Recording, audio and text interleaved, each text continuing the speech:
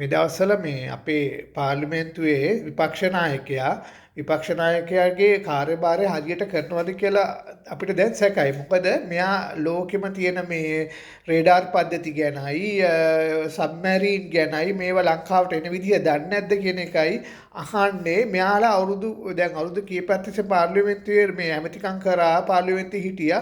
එතකොට ඔවා කරලා මේ කරන්න ඔය පද්ධති ගෙනලා හරි ගස්ස ගන්න බැරි වුණාද? දැන් මේ අවුරුද්ද එකමාරින් කොහොමද මේ ආණ්ඩුවක් ඔය වගේ දේවල් හරි ගස්ස ගන්නේ? ඔච්චර දියුණු තාක්ෂණයක් මේ රටට ගේන්නේ කොහොමද? එතකොට මෙයාට මොලේ නැද්ද? මෙයාලා අවුරුදු ගාණක් තිස්සේ පාර්ලිමේන්තුවේ හිටියා. ආණ්ඩුවල හිටියා. දැන් යහපාලනෙත් මේ ඇමතිකමක් කරානේ. එතකොට ඔය මේ ඒව කරන්න තිබුණානේ ඒ කාලේ. හොඳ අධිදාක්ෂණය ගෙනල්ලා ලංකාවේ මුහුදේ යටින් යන්නේ සබ්මැරීනේ මොකද්ද?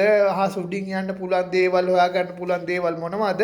වැස්ස කොහොමද වැටෙන වෙලාවල් බලා ගන්න පුළුවන් විදිහේ කාලගුණ දෙපාර්තමේන්තුවට අවශ්‍ය කරන උපකරණ ඒ අවශ්‍ය ටෙක්නොලොජි එක මේගොල්ලන්ට කරන්න තිබුණානේ. දැන් මොනවද මේගොල්ලන් මේ කියන්නේ? දැන් මෙයාගේ කාර්යභාරය ඇවිල්ලා ඕකද? දැන් මේ කොහෙන් හරි කවුරු හරි ලියලා දීපු දෙකක් ගෙනල්ලා කටපාඩම් කරලා හයියෝ දෙන මෝඩ ආතල් එක. මං හිතන්නේ ලංකා ඉතිහාසයේ අපි දැක්ක මහා කියන්නේ මහා අසාර්ථකම විපක්ෂ නායකයා තමයි මේ දවස්වල අපි දකින්නේ. ලංකා ඉතිහාසයේ මේ වගේ අසාර්ථක විපක්ෂ නායකෙක් මේ වගේ මෝඩ චූන් දෙන ගොන් ආතල් දෙන විපක්ෂ නායකෙක් අපි ජීවිතේට දැකලා නැහැ අපේ ජීවත් වෙන කාලේ. දැන් මෙයා හදිස්සි නිකමට හරි රජ වුණොත් ඇත්තටම අර අන්දරේ ගෝලියෝ සෙට් එකයි වගේ තමයි. දැන් පේනවනේ මේ විපක්ෂ නායකෙක් වෙලා මෙයා මේ කියන දේවල්.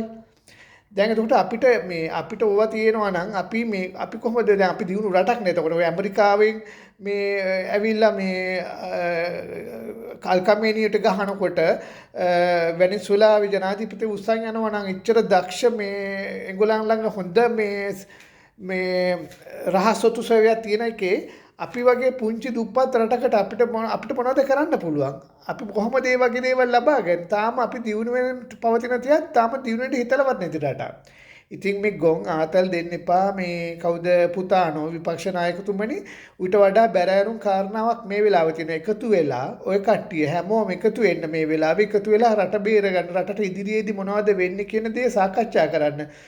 මේ වෙලාවේ යන සබ්මැරීන් එකයි අහස් පොළොව යටින් යන්නේ මොකද්ද කියන එකයි හොයාගන්න රේඩාර් පද්ධති ගේන එකයි ඒව දිනු කරේ නැති එකයි නෙමෙයි මේ වෙලාවේ කරන්න ඕන දේ.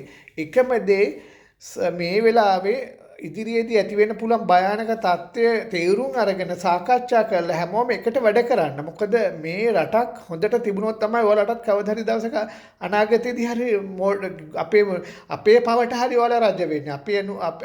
අපේ ගොම් මිනිස්සුගේ කතරෙන් වැදිලා රජ වෙන්න පුළුවන් ඔයාලා වුණත්.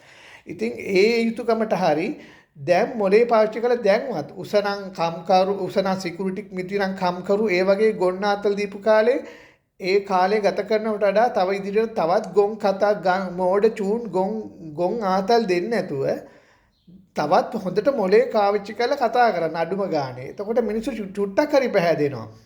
සබ්මැරීන් ගැනයි රේඩාර් පද්ධති ගැනයි ඔයාට මේ කටපාඩම් කරගෙන ඔයා මේ පෙන්නනවා ඇවිල්ලා මහා ලොකු මම තමයි උගත මම තමයි දන්නේ මම හැමදේම දන්නවා.